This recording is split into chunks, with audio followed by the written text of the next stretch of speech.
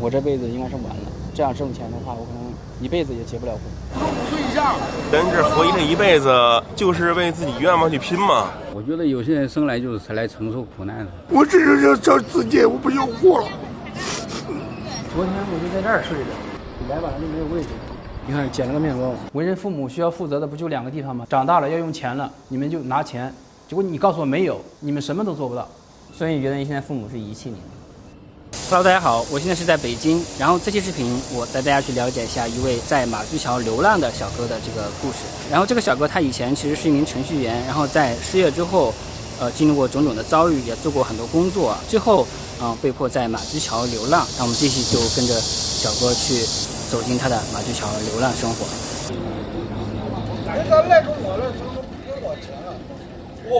是真是我没干活。 你甲方的是欺负人吧？不是我欺负你，他欺负你，我欺负着你，对不对？他也不行，人家都闹呗，闹呗。不好意思，那不咱甲方，咱有权利，不是说咱没权利。这个都是拉人去地铁站的，基本上都是5块、10块什么的。如果下雨的话，可能是10块；不下雨应该是5块。9小时170，马上到了啊！ 车接车送，下边给钱。5岁以下，多大了？我没走过，这期谁没干活呀？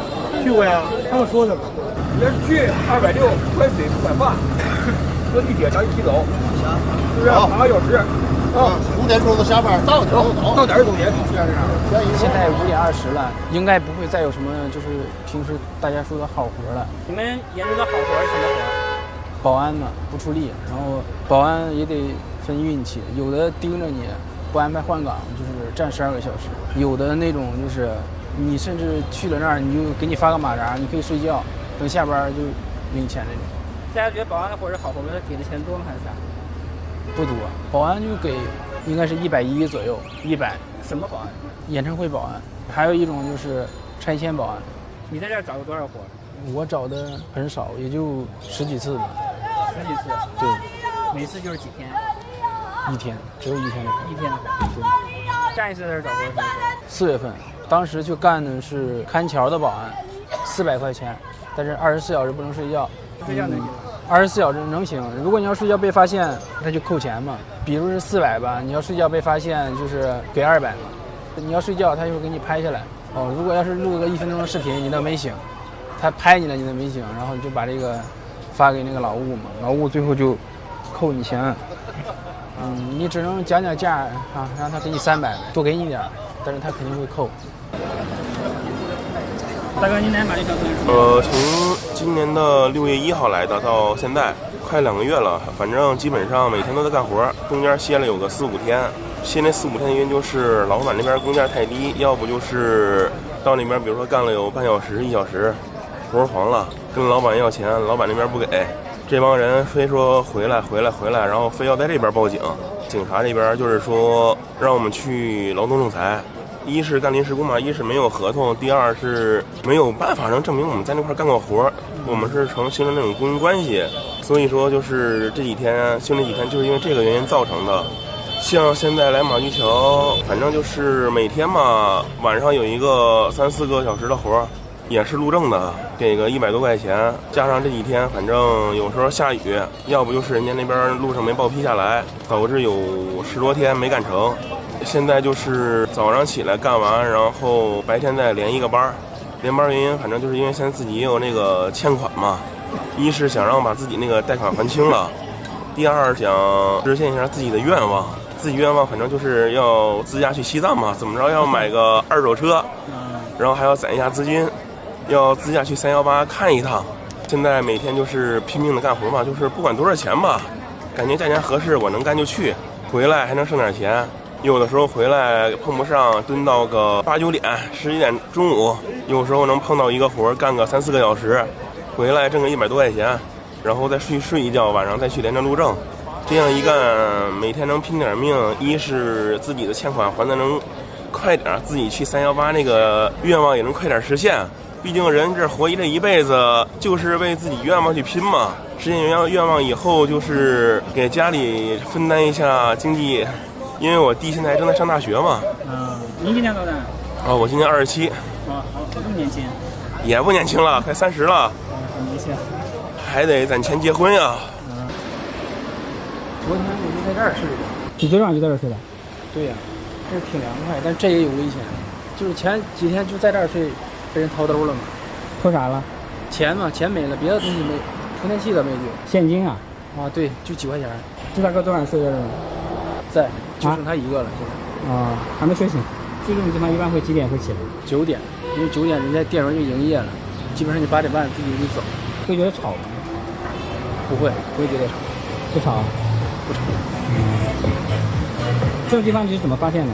看见别人在这睡，我就过来。最多的时候会有多少人在睡觉？就3、4个。3、4个人。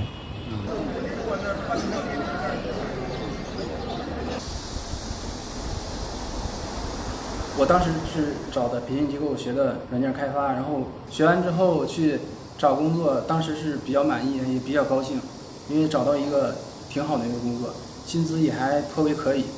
后面就被淘汰了，也是怪我没把握住机会。我后面特别难受，其实他跟我聊天的时候都有点要崩溃了。我自己反思的结果是什么呢？因为第一，我跟产品经理沟通少，其实产品经理他不知道我在忙什么，他可能以为我在闲着。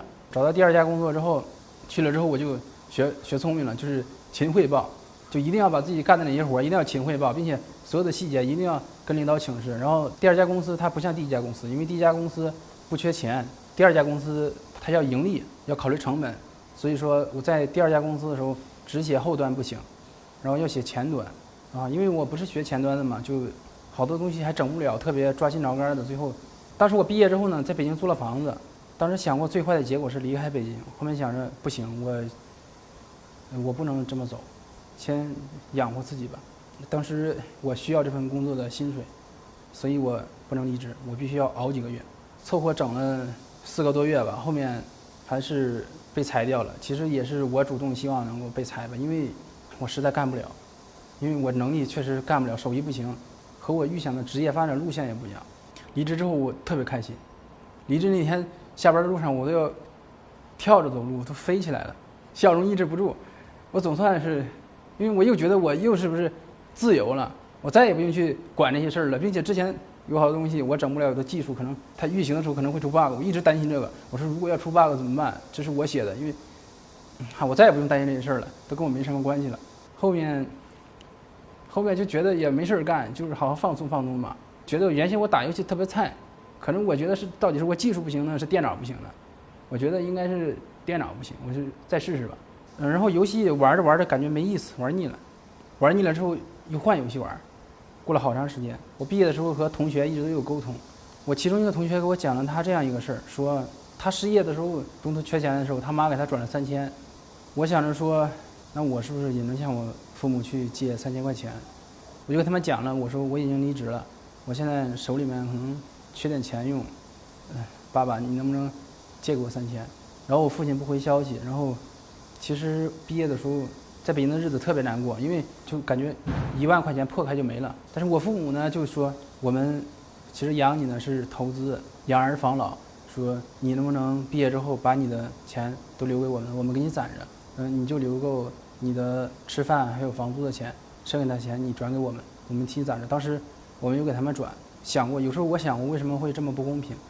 后面我同学那个事儿让我特别嫉妒，我想着我父母怎么可能不可能连3000都不借给我吧，然后又去借。后面我父亲他给我甩了一个法院的那个离婚的那个判决书，说他们怎么样要离婚，然后说他们有多少负债。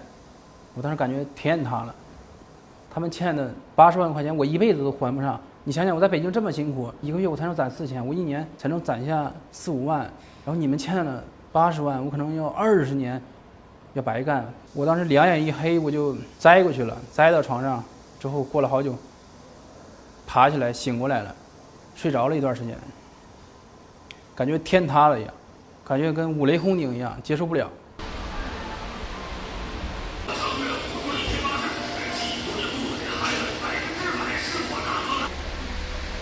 后边跟我父亲吵架了，我说了特别难听的话，我说你们小时候也没养我，小时候你们把我扔给我爷爷奶奶，你们就也没管我，然后为人父母需要负责的不就2个地方吗？第一，小的时候你要给够呵护、关爱和陪伴，这点你们没有做到，你们还有补救的机会。第二点就是长大了要用钱了，你们就拿钱，结果你告诉我没有，你们什么都做不到。之后，我父亲就把我微信拉黑了。其实当时要抓住窗口期，要找一个工作，在年前还是可以的，但是当时就是沉浸在那种悲伤的环境里面就没有。然后后面我看一下银行卡余额，还发现钱可能不够了。一般一天吃几顿饭？一顿就够了。白天的时候也不怎么饿，白天的时候就睡觉。一般会吃什么？就这个嘛，6块钱。每天都吃面吗？对，只有这个最便宜。平时的时候有时候会捡到一些，比如垃圾桶里面它有那种整杯的可乐，或者是羊肉串，还有就是整盒的米饭或者袋里的馒头什么的，反正就有的时候有脏的东西，有的时候脏的东西实在饿得受不了的时候也得吃。比如别人吃了一半，那个剩的黄焖鸡什么，就把肉块挑出来吃了。但是平时你像如果我要吃了饭，就你别看吃的是素，但是我吃饱了，我一点不饿，我看都不看，我都懒得翻。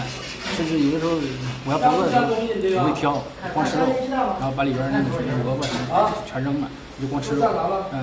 等饿得受不了的时候，什么都不想挑了。吃饱之后，有时候躺下之后，你会感觉肚子里怎么会这么舒服？一点也不饿，感觉很舒服，感觉很开心。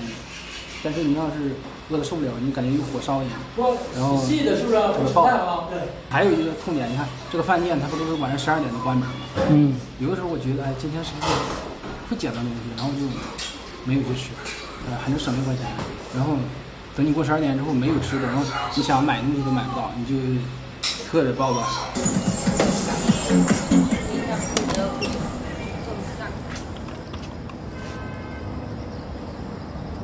就看看，谢谢品尝。中奖是吧？你看捡了个面包，这个是这一半好，这是蛋糕还是面包？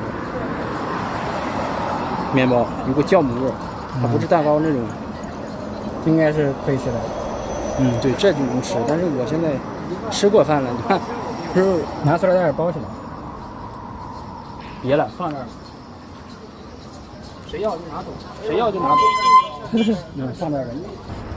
这个好像是个保安的学校，考保安证在这儿。我考的保安证的时候不在这儿考的，但这是北京的其中一个点儿。北京有好多地方都能考。干安检员是特别累，因为那个要长时间站立，一天要站10几个小时。最开始的时候你会脚底板疼，脚底板疼之后是脚踝疼，脚踝疼到最后会膝盖疼。你越疼的时候呢，你需要左脚倒右脚，你就想着我左脚好疼啊，我就把左脚提起来，我就用右脚拄着。结果你发现这右脚疼了，我又换左脚，就是更疼，没有用，并且还很困。您刚问我说一天要上多长时间小时吗？它是按班次算的。比如一个大白班就是早上的7点开始到下午的5点结束，是10个小时。小夜班次就是下午5点到下午10点。有的人是到10点之后就会下班，下班之后就可以去有车。有的人不能下班，他要等到关门之后再睡觉，然后4点被喊起来，非常痛苦，因为人的睡眠过程被强行打断，人的脑子都会疼会晕。明白。那4点半会再上到什么时候？上到7点，这个夜班就结束了。然后人的表情会非常满面愁容，因为上班下班他也拍照，他在群里发你都能看出来，他们这个状态都已经是就是生无可恋，因为他不是故意给你甩脸子，他已经控制不了了，他就想睡一会儿，能不能睡一会儿？夜班最恐怖的是，因为夜班之后你还得上，因为他没有早上7点的车，你要待到下午5点，然后再待到晚上10点，然后才下，或者说你到下午5点你也下也行，你就自己坐地铁回去，反正坐地铁不花钱，但是能挣到钱，真的能挣到钱。前200个小时1个小时14，后面就是1个小时16，到600个小时之后是1个小时18。有很多年轻人都在那干，包括农村来的妇女，人家都在那干，不怕吃苦。有的人40、50岁，他已经很老了，他不睡觉，他不困，因为他长得很瘦，他站着不累，甚至1个月可以挣7000多到8000。普通的你要这么算，你就轻松点干的话，大概是5500的样子。当时我去的时候，第一天的时候去的时候，那队长特别高兴，哄着我。我提要求说，这伙食怎么样？不会说，因为我害怕吃住食。他说没有，这伙食挺好的，我给你拍个照来。他说住的怎么样？他说行。我说我有点行李能放在这儿。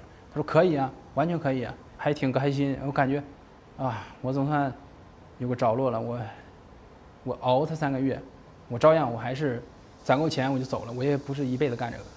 刚去的时候他不让你连着上，他受不了，他真的受不了。然后慢慢适应，适应之后就会让你去先考一个保安证。考保安证是北京有好多考点，很简单。当时那中队长叫我说分儿都过了，那他叫我下班去找他。找到中队长之后，中队长跟我说，这是你们这批的人的证。然后我刚要走，他说里面没有你的。然后我说为什么？他说是你是不是犯过什么事儿有案底？我说没有，因为有案底的身份证他都不会让我入职。我说那是不是你父母有什么事儿？我说曾经我骂过人，被行政处罚过。他说啊，所以你政审没过。哎，你看，哎，这现在一个人都没有，这么干净。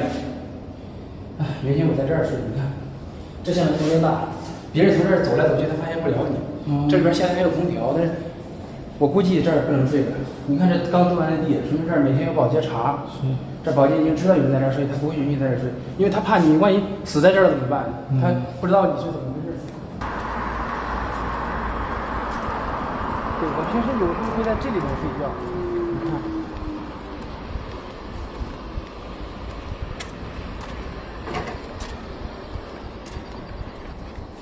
哦，对，来晚了就没有位置了，这其实挺好，下雨淋不着，在这儿睡觉特别舒服，还免费。就是看好自己的手机就行，它就不会被偷。这样一般会睡到几点？在这边睡就是没有人叫你，你可以睡到自然醒。这里边你看这个铁的东西，风一吹它非常凉，非常凉爽，就跟凉席躺在凉席上面一样，并且它导热也快，你一躺在上面就感觉躺在冰块上面一样，很舒服，汗立马就退下去了。去年冬天我经常路过这儿的时候，能看到一个送外卖的，他坐在电动车上睡觉，你知道吗？冬天吗？他穿羽绒服，他缩成一团，把羽绒服帽子压得特别低，就这样在电动车上睡觉，坐着睡觉。晚上吗？对，晚上就要么在这儿，要么在那边，就在这个百上这边。他可能也是遇到什么困难了吧？哎，咪咪，这是个什么猫？这是个布偶，这也是一个叫金吉拉是什么的，我忘了，也是布偶的一个品种。这是个蓝猫，这是个蓝猫，这也是个黑猫，是个蓝猫。以前就是晚上没事在这看猫吗？不是，我路过的时候会看一下，这每次看到的猫都不一样。当时我为什么知道它这个领养要花钱呢？你要测一下猫瘟，因为我捡到小猫往这送，人家就不收，人家你得花100多去给小猫测一个猫瘟，因为不能传染。有一天我平时去吃那个12块钱2荤2素，我会选个鸭腿，我会把骨头喂给猫，猫能啃吗？那是白天，那结果我平时老摸的那认识我那2只它不在，我这那边有野猫，野性大，我知道，我就喂了，我一摸，把我手给挠流血了。当时我想这可怎么办？打还是不打？说我的命到底值不值800？这是你要面临一个选择。你说不打吧，但是我想着不行，我的命很贵。当时是打那个疫苗的时候，结果我想着说，那这1个月也不能光在这等着呀。他那个打5针是正好1个月，也不能在这等，可以先去干别的活。如果到时候可以请1天假回来再打2针，打完之后人家有个中介给我打电话说这有一个特别好，这是个机场的那个保安，你可以干。我说行吧，反正在这住着也得花钱的。当时钱花完了，但是花呗能用。10月10号就先去吧。去完之后，结果那住的是个铁皮房，那个被褥特别薄，就冻病了。因为它其实也有影响，因为你打完狂犬疫苗之后，你的免疫系统它要对付这个狂犬疫苗了，你的免疫力就下降了。在那干了1天，站着的时候就晕倒了，不知道为什么，又是晕倒了，两眼一黑，然后一测体温发烧。然后当时我去药店，然后那个药店他不懂，他说你这个东西不用吃抗生素，你就吃退烧药就行。他说因为你打狂犬疫苗了，你抗生素可能会影响你狂犬疫苗的疗效或怎么样，就只拿了退烧药。然后人家跟我说那没事，反正你就先在这住着，然后你就在这吃药，然后就感觉那个被褥都被湿透了，那个浑身是汗，我感觉整个人快晕过去，失去意识的时候就吃退烧药。温度下去之后又会上来，直到最后那个经理，第二天晚上经理跟我说，哥们儿，你那个今天那个在这睡一晚上，明天早上你走吧，因为这个我怕你传染给别人。说，然后我说好的。当时头脑都不清晰了，就打个车到医院，我说我快死了，我说快点，能不能让我快点什么？他说行，先让你插个队。那个医生又给我用了1粒退烧药，出了汗，喝了水就好了。然后他跟我说，我们这是小医院，你现在要赶在5点之前，你现在要去一个地方，你现在有2个医院，去哪个都行，坐公交都是半个小时路程，你要去，因为这个药效很快会过去，今天必须得输上液，要不然你可能会有生命危险。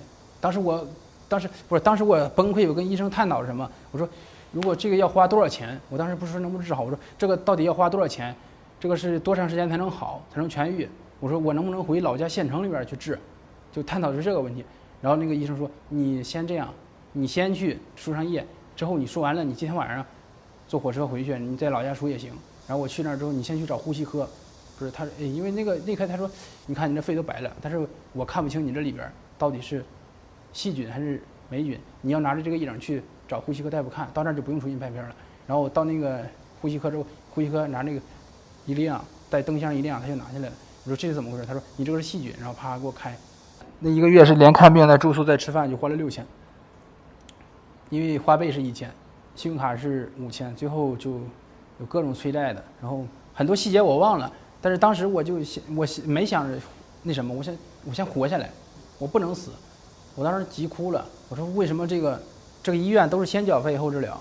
你如果不交钱，你就会死，你就停了输液你就会死。当时右下肺已经整个都会白了，当时感觉快失去意识的时候，我想着就是我不说找我父母要钱，我想着假设我死的话，我得让他们知道，所以我就打110，我说让派出所能不能联系到。派出所当时在那边问我说，你联系你父母是想干啥？是想要点钱是干啥？我说不是要钱。然后那边有人笑，传来笑声。后边我问他了，我说这件事有什么好笑的？他说那不是我，是别人。我说那他在笑什么？他说他笑是他没有笑。我说那好，行，那你们能不能帮我通知一下我的父母怎么样联系到？他说我们联系不到，我们只能是打电话发短信，如果要失联我们联系不到。你这是干啥？没毛病。这个把这个拉去卖了吧，因为他有离开北京。你离开北京要去哪里？去挑战一下自己的极限，我靠！找哪个什么深山老林，我靠，无人的地方，我靠！我说那个什么徒步3天去，我靠，想去散散心，我靠。结果因为手机丢了，没去成，我靠。啥？这献血了。献血啊！没血管吗？来5块10块给田兄卖，5块10块给田兄卖。这个多，给20吧，这一套，20要不20，15要不要？你是哪一年来到马驹桥的24年7月份。当时来马驹桥的时候，你手里还有多少钱？大概？第一次来马驹桥的时候，手里面还有8000。还有8000。8000，那还挺多的呀。对，然后但是也是3个月就花完了，因为当时是想着先休整一下，就先把这边的资助全吃一遍吧，这半个月先别干别的事情。第2次来马驹桥是跑完外卖之后，当时是12000，是还有5000的工资没有发，手里面有7000，倒是没有吃自助，但是把马驹桥的水饺全部吃了一个遍。就正式的在马驹桥开始流浪是什么时候？分2段时间吧，第一段时间是没有地方住，但是还在努力找工作，然后还有钱吃点饭，那我认为不算流浪，因为只是在公共区蹭睡。自己不花钱住宿的时候是什么时候？8月开始。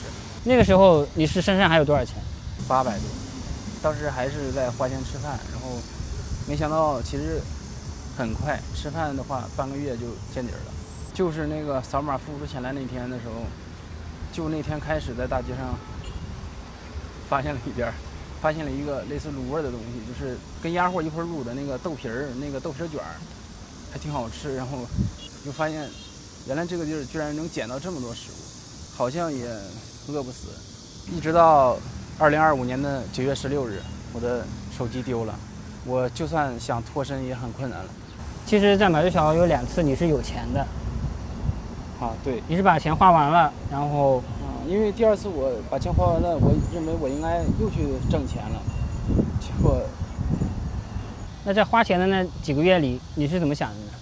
第1次中途看了一眼余额，觉得时间过得真快，钱下去的也快，懊悔，说好不容易攒了点钱，马上就要重新攒够钱去租个房或者再找个体面一点的工作，结果半途而废了，把钱。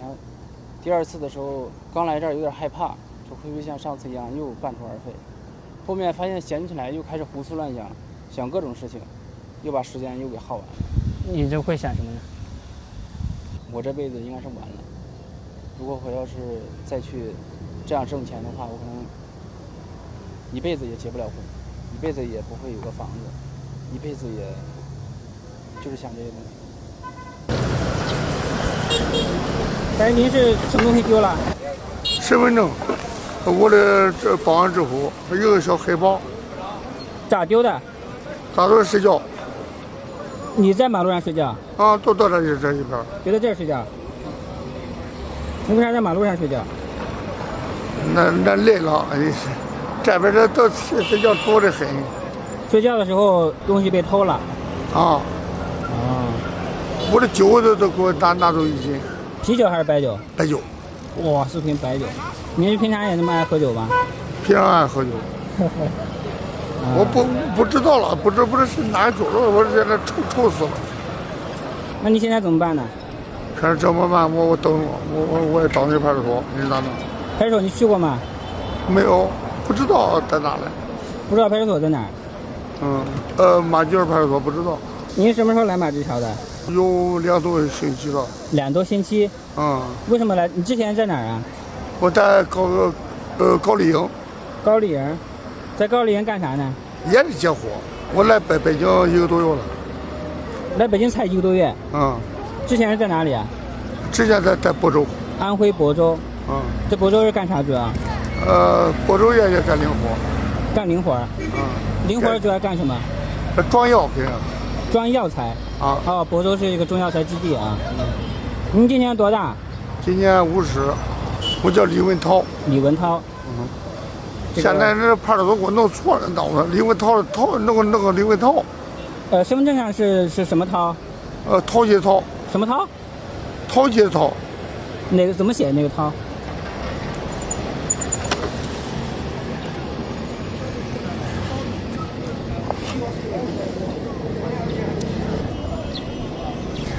就这一个。您是为什么想着来北京呢？我在家里烦。为什么烦？跟俺嫂子吵架了。跟嫂子吵架了？为什么吵架呢？他折腾我，这我累死了。开发，房产属他儿子，俺侄子，我给这个他丈夫一母不依附。我不是心甘情愿给他，我姓李。他姓魏，都不能靠着自己的钱给扔外星人。我不是的，咱3年都开发了。因为房子的事儿是吧？我办房产证不干房产证，我这事，我跑了。我看他找不着我了，我这手机一丢，是不是？他不知我在哪里。您结婚了吗？没有。没有哈。独户。独户。4岁没妈了。我那离个比较苦，因为我这生着这家庭也比较烦。俺老爹去世有21年了，你知道，亲的我那离个比较难受，我这是找自己，我不想活了。人咋不丢哎？没事，这个能找着的，找不到也能补办的，没事。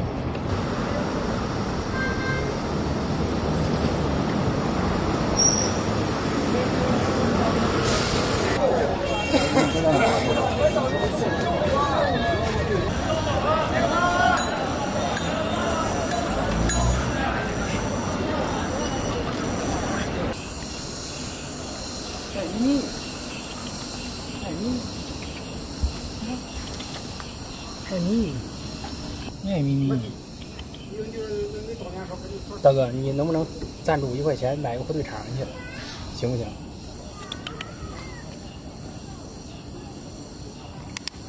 哎呦，我操，挠我了，挠了，没事，没流血。不行，这他妈流浪猫，走路，这个完了，流血了。流血了。这猫它这狂犬病它死就是真死了。你以前没有打狂犬疫苗吗？打过也不顶事儿，这个得重新打。啊，只不过你第一次打5针，第二次只打2针。平时这别的地方也有人，因为不光是我在这充，这个好几个的，有时候抢不着位置。你看，就室外有个充电的地方。对，这其实昨天那个保安他知道，但是他没赶咱们走。他说你别在这充电什么。他说就是别往里边扔垃圾了，反正我是没往里边扔过。充到大概12点半，会啪，这灯一灭，哎，手机的这个充电标志也没有，我就会骑车去干别的。这儿有网，你看刚有人给我发消息，有手机响。啊，就是连着这个店里的网上。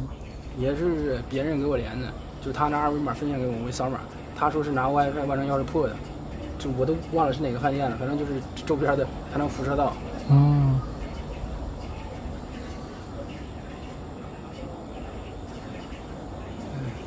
主要那个猫它像个病猫，如果那个猫它要是一个健康的猫吧，我可能还不担心，主要它是个病猫。走吧，去打吧。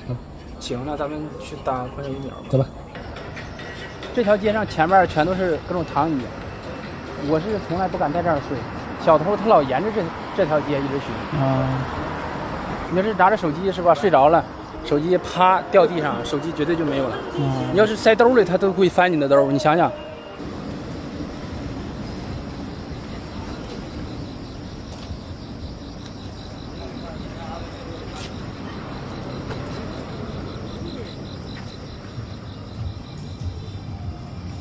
你看这个都是，你看这是啥？二锅头。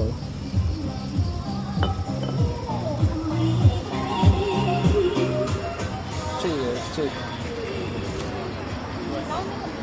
他们应该都没手机，他们肯定是没有手机，他们肯定是已经丢过了，或者就是手机早被偷完了没有买，因为有手机谁也不敢在这儿睡。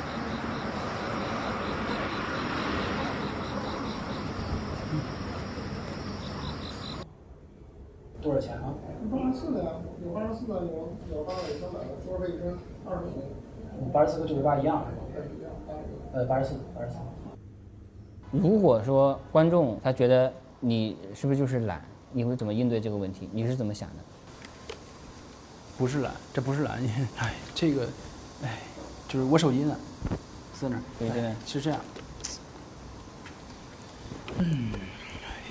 就我不是喜欢马玉桥那个文章嘛，到跟你说看了。然后就有个人他在马玉桥联系我，他说他感觉我写的特别好，他也在马玉桥，说我写这么好，他说要不大家见个面交个朋友。结果去了之后呢，我感觉有点不太愉快，因为他是这样说的，他给我发了段话，把我微信删了。他说哥们儿，没见到你的时候觉得你和马玉桥这些人不一样，说你是个有思想有意思的人，说我挺欣赏你，说我觉得咱们见面肯定有共同话题，但是和我想象的差别很大。首先你不够自信，说话声音很小，吃饭的时候我就感觉你畏畏缩缩的，没听清你在说什么，就感觉。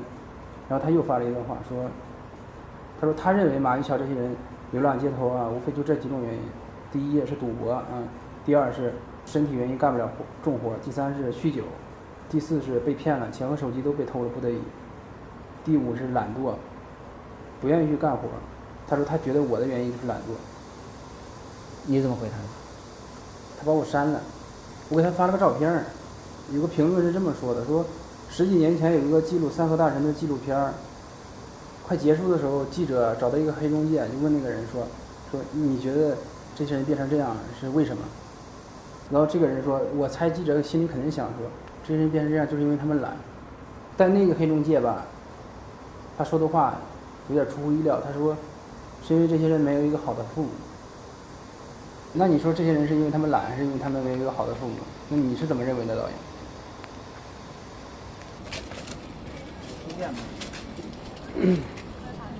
不是，你准备去熬太线，对不对？打算挑战一下自己。挑战也行，不是你不能现在觉得就做吧做吧，不是你这太远了离你，那鳌泰线是富豪的玩具，人家是衣食无忧。你知道那登山都是靠钱，你知道吧？那个王石他登珠穆朗玛峰是因为他有钱，玩王者荣耀什么，这个是很好的。因为你千万别想那些不切实际的，包括去非洲打猎，那是马云玩的。我没有去说去非洲，我靠，你也别去鳌泰线，你就玩王者荣耀、穿越火线，这是咱们该玩，这不花钱这个。我有这个实力，我才要去想，我靠，没有实力的话，你准备花多少钱？那个什么理论上行不通的话，鳌泰线什么我准备花多少钱去鳌泰线？路费只有几百块，我靠，坐火车去。现在夏天，那里边可能冻不死人。去了，我靠，然后从那个塘口村附近。不是，你是在哪儿看的攻略？直接那个什么？你是在哪儿看的攻略？上去。你是在哪儿看的攻略？你穷游爬个泰山是不是没什么问题？你鳌泰线很危险的，是吧？前1个礼拜，我靠，我光顾着睡觉了，我靠，然后我就吃了5顿饭，我靠，喝了几瓶水，我靠，然后那个什么把肠胃给干坏了，就是说那个什么有那个什么肠胃炎啊。1个礼拜就吃了5顿饭。就有的1天不吃饭。我这很长时间了，我那从小就肠胃不好，这个部位是胆，我靠。这出过问题了，这也出过问题。原先那个什么剧烈运动的时候，这个心脏也出过问题了。我靠，那他妈我10几分钟才缓过来，这也有问题。这是啥？反正就是左上腹部，我靠。最近这10年，就是说那个什么，参加工作就干了3、4年，我靠，剩余的那就没干了。你个房子啥时候到期？就明天就得搬出来了。搬出来你要搬哪去？为什么我打算到那个什么马具厂临工市场停2天，停2天，等我身份证下来再说。身份证下来就是说那个什么，我想办法去哪搞个几百块，然后办个卡。就3条路可走嘛。第1条，找个活，我看能不能每个月能给我最起码那个什么少量的弄一下，对不对？最起码能过得去，我不至于他妈饿死，我对不对？第2个就是那个什么。这些年虽然条件有限，但是我还是喜欢干我热爱的东。第3条路就是那个什么，犯个小错误，就是说那个什么，到监狱里面住个1年半载的都是可以的。人活着嘛，就要做一点有意义的事情嘛，对不对？我不是那种极端的人，我也没有那种狂躁症，我顶多那个什么发脾气的时候会对着空气骂2句，对不对？我也没有那种其他的之类的精神疾病啊。现在这种状态，你有怪过谁吗？我没有责怪过任何人，我觉得有些人生来就是来承受苦难的。我觉得这个什么，虽然有很多事情不能干，但是最起码有些事情还是可以做的。他觉得是他的父母的问题。我觉得没有问题，没有问题。你就说那个，对，我觉得这个什么都有错，因为什么？真要这个什么较真碰友的话，那东西就没有一个好鸟啊，对不对？比如说我母亲经常去打麻将，饭也不给做，我也理解，对不对？这可能也会其他原因嘛，对不对？农村妇女嘛，就那点爱好，你这个他不打的话，你还不如杀了他呢，他都不活了，对不对？就跟你打游戏一样，每个人他这个什么时间和。你只能对你自己在乎的东西负责，你自己都不在乎了，对不对？他哪天他可有可无，对不对？这东西跟你没有关系，因为什么？你不可能事事都尽善尽美，对不对？好，我就说这么多。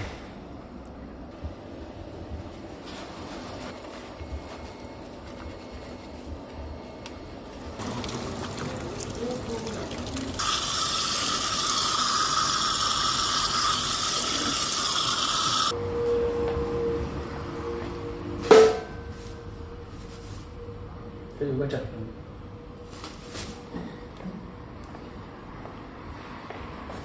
对，平时就这样，这凉快主要是，它这真的一点都不热，这样，把手机往身体上一压，就这样吧，你把这个衣服这样一脱，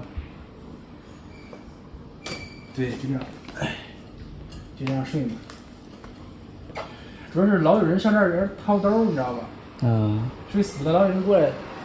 翻你兜儿，我靠！我特别烦这个，逮不住。我要逮住他，我非得打他一顿，真的。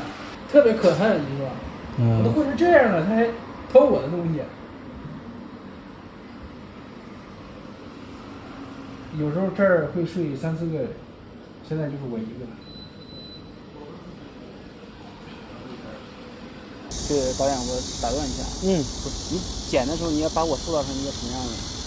要塑造成一个这个壮志难酬的一个形象，你不能把我塑造成一个懒汉或者一个废物或者一个很怂的人。对，因为你觉得你是什么样的人？